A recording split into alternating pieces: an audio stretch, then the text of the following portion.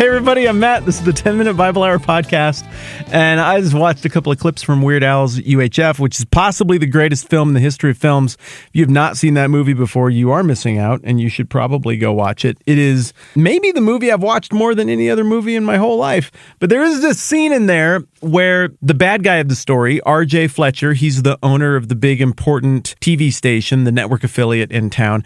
R.J. Fletcher is in this scene informed that Weird Al and his TV station, a UHF channel, U62, he's been informed that the UHF channel is cutting into his ratings, is cutting into his market share, and he flips out on all of his middle management and points to a painting of his father who started the important TV station on the wall, and he says, "This is an embarrassment, a disgrace. What do you think R.J. Fletcher Sr. would be saying if he were alive today?" And then one of the middle management people is like, "Help, let me out of this box. I can't breathe in here. Help, let me out." Which is not that funny, but it totally works on me. Probably because I saw this when I was 10, and that was funny back then. But there is a point, my friends. There's always a point, I promise. The point is that R.J. Fletcher is invoking the old thing where you point to somebody who is now dead and gone, who figured something out and who had some standards, and then you point to what's going on right now, and you're like, "Hey, what do you think they would say if they were here today? Ronald Reagan is rolling over in his grave right now. Well, our forefathers would be," you know, the trick. And sometimes it's invoked, maybe accurately, probably usually it's invoked in a way that's pretty nonsensical as a rhetorical flourish. And the weakness, obviously, of this rhetorical technique is that R.J. Fletcher couldn't actually possibly know what R.J. Fletcher Sr. would be thinking about the state of the crosstown TV rivalry in Weird Al's UHF. You can't possibly know for sure what George Washington and Alexander Hamilton would think about what's going on today.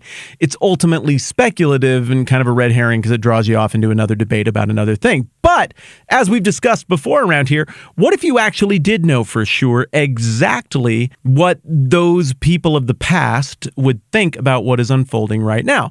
Well, if, say, you were like, God in the flesh and you knew all the things, then if you speculated about what someone from the past thought about current situations or circumstances, your speculation would not be speculation. It would just be a statement of fact. So when Jesus employs the "what would these dead people think about what's going on now" technique, he is a little bit more credible with it because theoretically he actually knows. And that is what we get here in Matthew chapter 12. Matthew 12 has been hyper interesting to work through. We've got two Sabbath controversies between Jesus and the religious leaders. The religious leaders don't like the way that plays out for them, so they decide they're going to murder Jesus. Jesus strategically withdraws. People follow him to where he withdraws to and bring a demon-possessed guy to him, and Jesus heals that guy, and then he's better, and the people are like, "Maybe you're the Messiah." The Pharisees are like, "Maybe you're in league with Satan." Jesus shoots that down, and then the Pharisees try to save a little face by being like, "Oh, okay, maybe just one more miraculous sign. Could you do one of those?" And then Jesus is like, "A wicked and adulterous generation asks for a miraculous sign, but none will be given it except the sign of the prophet Jonah." And now we're on the trail of clues, and we're trying to unravel this riddle. What does Jonah have to do with Jesus? And then in verse 40, Jesus goes on, "For as Jonah was 3 days and 3 nights in the belly of a huge fish, so the Son of Man will be 3 days and 3 nights in the heart of the earth." And yesterday we broke down all of the parallels, or lots of the parallels, and all is a bit presumptuous now, isn't it? Lots of the parallels between what's going on in the story of Jonah in comparison to the story of Jesus, and I guess in contrast to the story of Jesus as well. So we did the work, we tracked down the clues, we have a much better sense of how those two things align, and how whatever's going to happen in the unfolding of Jesus' life is going to be a sign that gives us a sense of the character of God, who he is, and what he's up to, and what he's into. And then in verse 41, we get into some new stuff. Jesus goes on to say, "The men of Nineveh will stand up at the judgment with this generation and condemn it, for they repented at the preaching of Jonah, and now one greater than Jonah is at hand." Okay, you'll recall, Nineveh was the great Assyrian city that was wicked and violent and horrible, and just picture all the things that maybe you don't like about society that you think need to change, and then just throw an exponential on the end of that, and that's what Nineveh was like. It was a dumpster fire. And God tells Jonah, who's a prophet, and he's in this business, that you got to go to Nineveh. And Jonah's like, "Yeah, how about I go in the exact opposite direction? I'm not doing that." And ultimately, God steers Jonah to Nineveh, whether he likes it or not. Jonah reluctantly goes and does what he's supposed to do. But instead of the Ninevites being being like, yeah, forget you. I don't care about your stupid God or any of that stuff. They're like, oh, whoa, super sorry. We're very, very sorry. We're going to stop this all. And they repent in ash and sackcloth. And then God's like, cool, we're good here. And then Jonah is very mad that Nineveh ends up being spared, and God has to sort that out. It turns out that the whole thing was much less about Nineveh and much more about the character of Jonah. Interesting. So Nineveh is a very important character in the story of Jonah, and it illustrates how sometimes people and things that look utterly unredeemable are redeemable by God, that God sometimes chooses to do something in the collective minds or hearts of the people or an individual and fix something that looks like it could never possibly be fixed, and that can be a pretty amazing thing. There's some parallels between Jonah's negative reaction to that and the very famous parable of the prodigal son and the older brother over in Luke, who doesn't like that the younger brother who screwed everything up ends up repenting and coming home and is received by the father. So those themes are in play, but Nineveh, again, that's a Gentile city that seems to be getting things right, that the religious leaders who are Jewish and therefore the chosen people of God are not getting right. So when Jesus says the people of Nineveh are going to stand up at the judgment with this generation and condemn it, that's pretty loaded on a couple levels. One, that's pretty damning because these Gentiles and the Jews aren't getting it right in this equation. Jonah didn't get it right in this equation.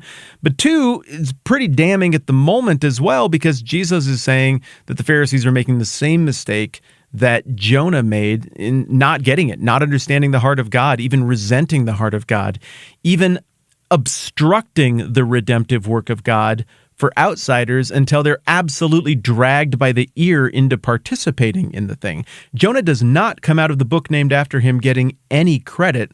All the credit clearly goes to God, and if there's any hint of secondary credit, I guess it would be to the king of Nineveh, who was like, whoa, what have we done? We got to fix this thing and turn things around. So again, rather than offering one set of comparisons, Jesus offers two sets of comparisons to drive the point home even further. Verse 42, the queen of the south will rise at the judgment with this generation and condemn it, for she came from the ends of the earth to listen to Solomon's wisdom, and now one greater than Solomon is here. This is the queen of Sheba, who famously interacted with Solomon in 1 Kings 8, 9, 10, somewhere in there. And that in and of itself is a pretty interesting story because it looks like she and Solomon hit it off, if you will.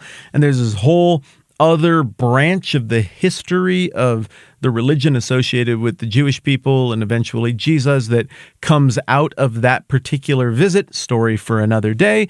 But she was there in part because the wisdom of Solomon was breathtaking. So then it's pretty easy to see what's going on here. Jesus is making these back-to-back comparisons, saying the men of Nineveh responded to Jonah's preaching. Are you kidding me? That wasn't even any good. I didn't even want to be there.